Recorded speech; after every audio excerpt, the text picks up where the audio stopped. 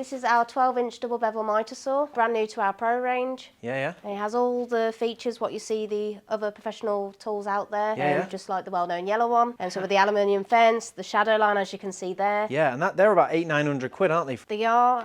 Ours Top retails at $399. Yeah, and you can see it's a proper heavy-duty thing. It's got like the aluminium rail here with all the markers on. It's really smooth, and big heavy-duty rubber wheels as well. It's a bit of a beast. I do love the shadow line because you don't get that on many of them. Obviously, you do get them on the top ones, and obviously this one as well. Some have a laser, don't they? They do, but this is a lot more accurate. Yeah, absolutely.